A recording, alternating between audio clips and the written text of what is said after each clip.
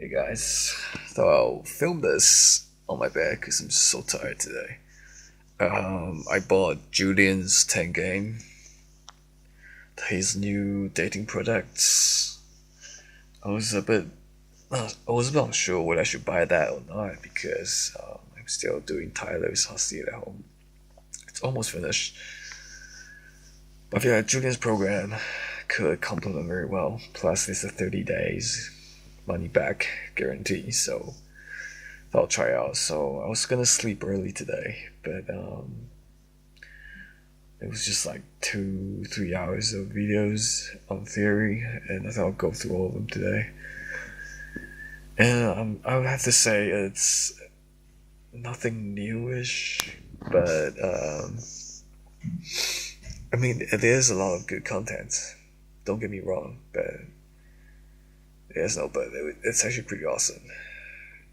I mean, you can't really think, and there's so much, and there's a lot of infill as well, and exercises that you could do at home to kind of get into the being and not the doing. So, one of the things that I had to ask myself is, why do I need hot girls?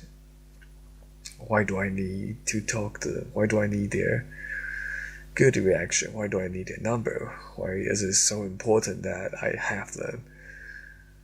And then get me. And the first thing that came out of my mind was high school. I always want to be as cheesy, as cliche as it sounds.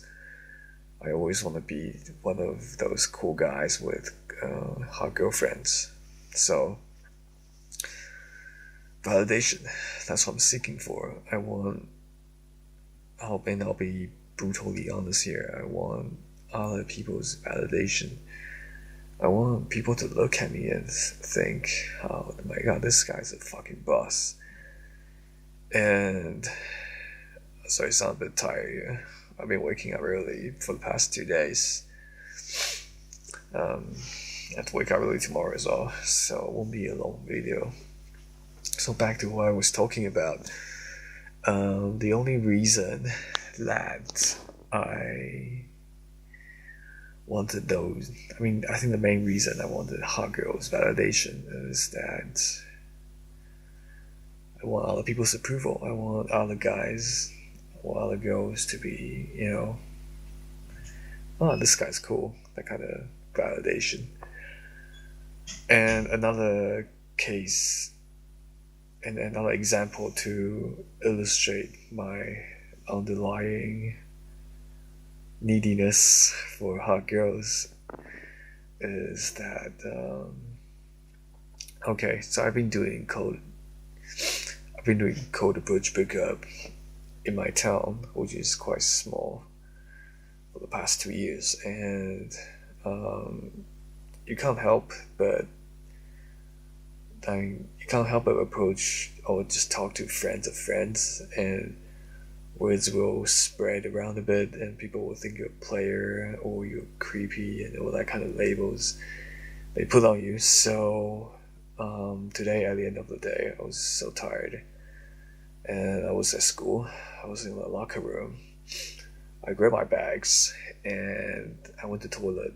Then I walked out, and I saw this girl in my class. He was walking with another dude from another year, and I thought, me and this girl, we're not that close, but we're more like acquaintances and friends. We hung out once, and that's about it. And that was like 2 years ago. So back then when I started to learn about camp. So yeah, so that was ages ago. Anyway, so her friend somehow approached one of her friends, a few weeks ago, according to her, and she was telling me, did you talk to that girl at where blah blah blah? And honestly, I can't remember. I don't remember all the freaking girls I talked to for a couple of minutes. My brain doesn't have space for that kind of memory. So I told her I don't know, and I honestly just don't give a fuck. And today, when she walked past me with the other random dude, I guess they're just walking the same direction. Because they're friends, and she called out, "Oh, hey, creepy Jack." I was like, "What the fuck?" And at that point, I was too tired to respond. I was like, "Huh, huh." I was kind of like, "Huh." That I just didn't even really engage them or engage her. I mean, when I saw her saying that her eye was looking down, and she wasn't really making straight eye contact, and I was like, oh, whatever, man. Like, I've been called creepy by some girls, even girls I slept with, and they thank me for being creepy on that day. I guess it's one of those things, you know. Like, I mean, if I heard that 2 years ago, or back when I was starting out, I would have been crushed, and I would have stopped talking to girls. It also reminds me of what Tyler was saying in Hot Seat at Home, which was that don't let other people shame you for talking to girls. Don't let other people shame you. It's pathetic and sad, and just don't let them get to you. This is fun. You're giving value, and I mean, you're not gonna have chemistry with everyone. It's perfectly understandable. And this goes back to what Julian was talking about in his 10 game product. His 10 laws of game. One of them is get out of your own way. And I mean, what's the first thing every guy wants to improve on if they have a genie right in front of them and tell them you got one wish? I can change everything but your beliefs. What would you change? I mean, most guys would probably choose money, looks, height, race, whatever limiting belief they have. And, you know, the thing you have to be aware of is that you could never win at that game. You could never win at the looks game. There will always be a guy who's more good looking than you, although it's pretty subjective. Or there will always be a guy who has more money than you. And when they have more money than you know, it's insecurity. But what people can't beat you at is what's the one thing you could offer that no one else can offer, and that is your soul, your own uniqueness. And I could resonate with that because I remember there were a few girlfriends I just had so much chemistry with. And also another thing he talked about I also really liked was that he was talking about how you could. Okay, he was talking about how if you already have whatever you want to have from that girl, whatever you want from that girl, it could be sex, phone number, a date, how a good reaction or validation. Probably sex would be the biggest validation the guy can have. So what if you already had sex with that girl? How would you act? And I totally know how I would act because I had acted like that in the past, like exactly like that. I remember the first really beautiful girlfriend I slept with. I mean, after our first night, I was so relaxed. I was so in the flow, and I was opening up myself up to her in every way. And I remember when I was walking her to the train station, I was literally walking on the cloud and dancing and shit. So, what if you could bring that version of you to the girl without needing sex from her in the first place? And I think that is very powerful. And what you have to know is that you have to know what pushes your own button to get to that state, but also don't rely on that state in order to gain the girl. Because lately I found that if I'm not in the state, not in a social mood, then it doesn't really matter. I was starting to feel like I can just talk about anything. Like I noticed that whenever I got that certain feeling in my body, I could talk more passionate, or more carefree, and more fun to the girl. And that's the feeling I noticed, and I could generate it today, from time to time. And it helps when you're just talking to an old lady you're not really attracted to, and you're flirting for the sake of flirting. Would you say you just treat them like your little sister, big sister, or your friend? And that's why it's so important to have female friends, because you can tease them just for the sake of teasing, and that would be good for your game. Quote, good for your game. So yeah, so anyway, another interesting story happened right after I finished school today. And right after my friend told me, I would yelled out that creepy Jack. So right after that, I was like, I'm not gonna let her stop me from talking to more girls. So at the supermarket, at first I thought, okay, I need to just open myself up, be more social. So I just asked a random person, a girl, a woman who seems kind of old, but I was asking her some random stuff, and she was pretty fun. And I kind of joked around for a few seconds, then I bounced.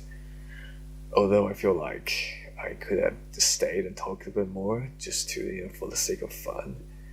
Because I know I was coming from the place of, okay, I did my open, that's it, I need to bounce. I wasn't coming from the genuine place of having fun. I was scared I was gonna run out of things to say, so that was minor bad thing about it. But it doesn't matter. The fact is, I started talking, and that's the most important thing.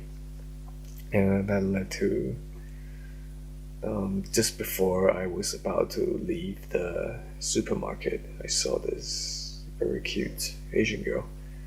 She looks kind of like my type. Well, my type is pretty wide. Well, kind of like a person that, again, back to that validation.